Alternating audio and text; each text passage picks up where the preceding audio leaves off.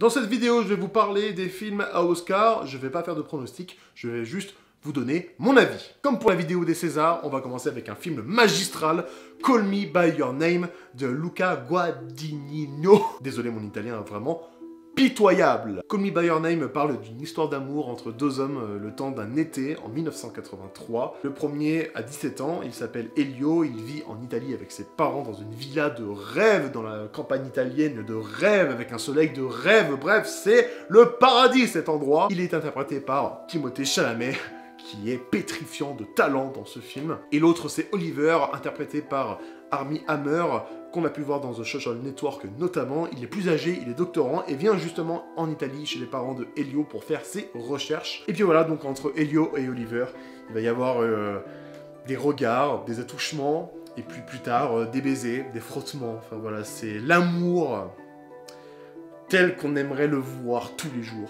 C'est un film vraiment d'une sincérité vraiment incroyable. C'est très sensuel, très charnel, très raffiné. Tout est construit pour faire en sorte que cette histoire d'amour soit incarnée à chaque instant, dans chaque détail. Et vraiment, ça marche du feu de Dieu. Un film qui m'a transporté, qui m'a beaucoup ému aussi, donc je vous le recommande. C'est dommage, parce que je pense qu'il va partir bredouille des Oscars, mais le film, je pense qu'il n'a vraiment pas besoin de ça pour prouver son excellence, vraiment. C'est superbe. J'enchaîne avec Les Heures Sombres, ou Darkest Hour, en titre original. C'est un film qui retrace les premières heures de Winston Churchill à la tête du gouvernement britannique, c'est-à-dire, donc, au tout début de la Seconde Guerre mondiale, pendant l'expansion nazie. Et d'ailleurs, le film se passe en pleine évacuation de Dunkerque, dont parle Christopher Nolan dans son film, mais je vais y revenir après. Darkest Hour, c'est typiquement le biopic à Oscar, mais c'est pas plus mal, parce qu'il y a quand même,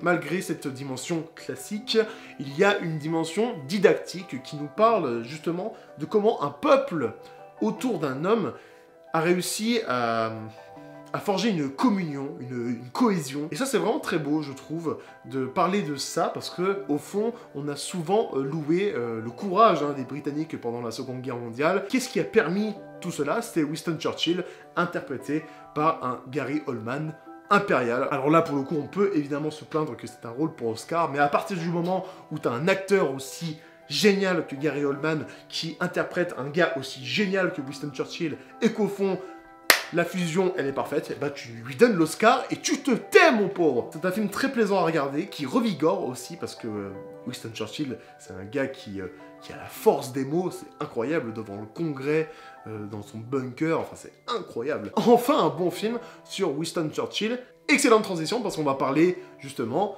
de Dunkerque, de Christopher Nolan. Je vais pas trop vous en parler, parce que j'ai fait une vidéo dessus l'été dernier, sur la limite de la forme de Dunkerque, un délire d'immersion de Christopher Nolan. Pour moi, c'est le plus mauvais film de Christopher Nolan, c'est un échec total. Donc, je vous réfère à cette vidéo, elle va apparaître ici. Voilà. Quatrième film nommé à l'Oscar, Get Out, et là encore, c'est un chef-d'œuvre. C'est l'un des meilleurs films de 2017. C'est pas vraiment un film d'horreur, c'est pas vraiment une comédie, c'est un film ovni qui mélange les genres, qui mélange les références. C'est vraiment un film génial qui parle d'un sujet de société, mais d'une manière complètement détachée de celui-ci. C'est un film somme, presque, de toutes les pulsions racistes, raciales de l'Amérique d'aujourd'hui, et surtout à l'ère de Donald Trump. C'est un film qui arrive à point nommé, vraiment, et c'est une pure jouissance de mise en scène. Ça manipule de partout, il y a des séquences vraiment très bien menées, une musique vraiment mais terrible, des plans ultra symboliques. C'est un peu ce genre de film outsider lors des Oscars qui sont capables de tout rafler. C'est un peu Moonlight l'an passé qui vole l'Oscar du meilleur film à La La Land. C'est mon favori. Moi je lui donne tout.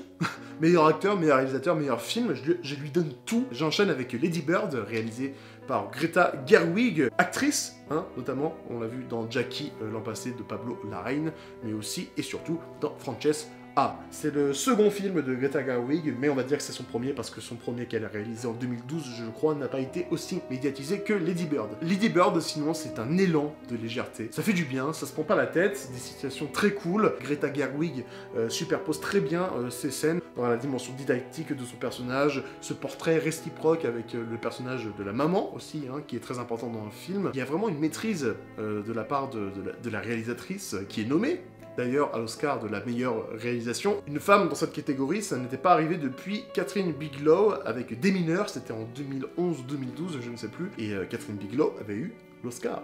Après, j'ai quelques regrets tout de même, parce que même si c'était un premier film, ça n'empêche pas de faire décoller le récit, tout est très bien posé, donc au bout d'un moment, ça peut irriter. Parfois ça m'a un peu irrité, mais ça reste très cool, très léger, on passe une très bonne heure et demie. Je recommande, oui bien sûr. Là je vais enchaîner avec deux chefs-d'œuvre, mais il faut savoir que les Oscars hein, cette année c'est du grand cru, mais que les meilleurs films ne vont rien avoir. Je commence avec le nouveau film de Paul Thomas Anderson, Phantom Thread, le fil fantôme. Le film fantôme, comme diraient les cahiers, c'est un chef-d'œuvre. Paul Thomas Anderson, c'est l'un des meilleurs cinéastes contemporains qui existe. Donc automatiquement, c'est un très bon film. On n'est pas à l'abri d'un échec, hein, évidemment. Mais là, quand il résume un peu ses lubies, quand il nous parle d'histoire d'amour, quand il parle de double, quand il parle de films d'époque, tout ce dont parle Phantom Thread, au final, et ben ça ne peut que donner ce résultat. Daniel Day-Lewis, dont c'est le dernier film ici, est gigantesque. On a aussi une très bonne actrice en présence de Vicky Krieps, et justement c'est très intéressant de voir Daniel Day-Lewis qui a une expérience vraiment hors du commun, et Vicky Krieps, la petite actrice amateur là. Cette confrontation entre les deux, justement, elle se transpose dans le film avec ce grand couturier qui va rencontrer donc cette jeune femme qui n'a aucune expérience dans le domaine de la mode. À partir de là, il y a tout un jeu sur les regards, les frottements avec les vêtements. On a aussi cette notion de maladie, d'amour, presque. Il y en a aussi qui parlent beaucoup d'autoportrait de Paul Thomas Anderson. Je suis pas très convaincu, moi je dirais plutôt que c'est un film sur le cinéma, hein, avec tout ce que ça implique dans la création artistique, la préparation, comment présenter son œuvre, l'obsession sur l'œuvre, ses répercussions aussi. Dans le film de Paul Thomas Anderson, c'est plutôt la maladie. La mort se transforme en maladie. C'est très très beau parce qu'au final, on ressort à la fois rassuré pour les deux, mais on se dit putain mais ils vont vivre comme ça toute leur vie, ça va être terrible. Ce chevauchement hein, des sentiments, vraiment, ce choc des extrêmes dans la dimension amoureuse, fait toute la beauté du film. Et deuxième chef-d'œuvre, donc, c'est Pentagon Papers, The Post, en titre original, de Steven Spielberg, qui parle donc des rapports classés secret défense de la guerre du Vietnam, la relation entre le Vietnam et les États-Unis, qui donc indique que le conflit s'enlise, qu'on envoie des soldats justement pour éviter une humiliation pour le gouvernement américain. Steven Spielberg a cette capacité de dresser ses films historiques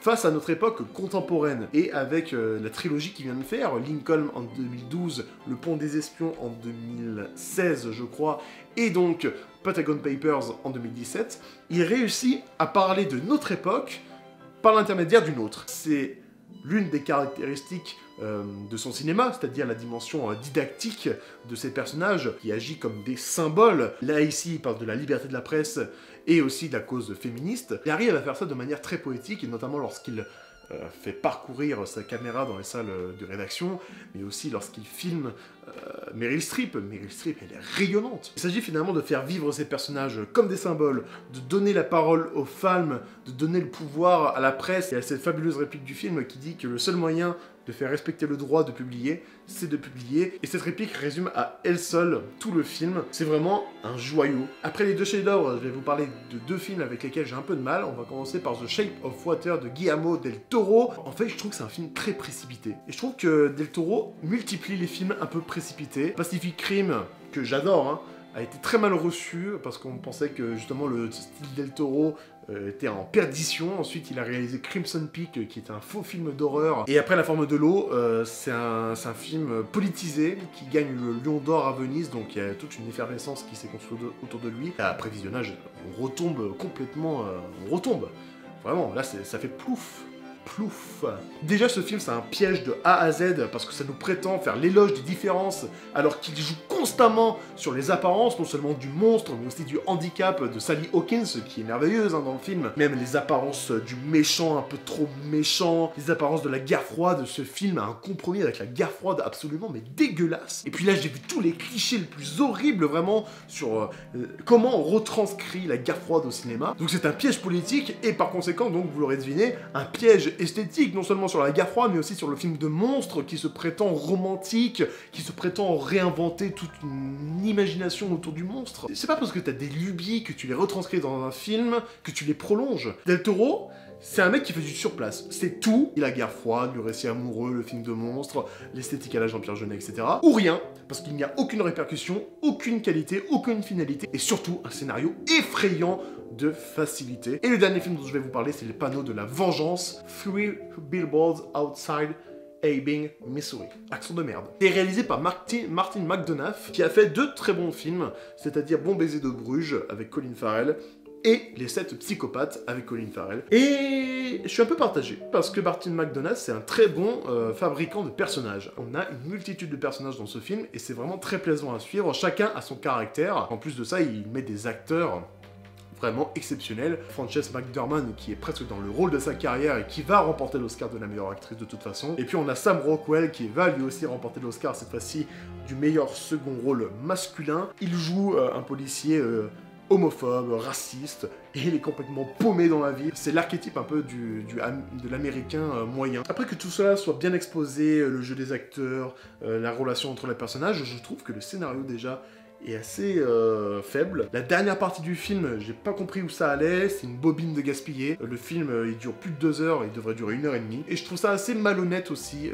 cette faculté de mettre un personnage tel que celui de Frances McDormand, qui répond à tout le temps. Après, je pense que c'est un film qui se base beaucoup sur son écriture. Je pense que les répercussions de cette démarche ne sont pas aussi efficaces, pas sûr que ce soit de la même efficacité. Donc c'est un film un peu coupé en deux et c'est dommage. Mais c'est pas un mauvais film pour autant. Voilà, je vous ai parlé de tous les films nommés à l'Oscar du meilleur film en 2018. J'aurais pu vous parler de I, Tonya ou Le Grand Jeu, mais je l'ai pas fait parce que ce sont 2 films à éviter. Et puis je vous ai pas parlé aussi des 2 films qui vont peut-être remporter des Oscars techniques. Blade Runner 2049 que je vous recommande, c'est un chef-d'œuvre. Et aussi Star Wars, Les Derniers Jedi, qui est beaucoup mieux que l'épisode 7, mais il y a quelques regrets aussi me concernant dans cet épisode de la saga Star Wars. En plus, je conclue sur Star Wars. Franchement, on se retrouve pour une prochaine vidéo.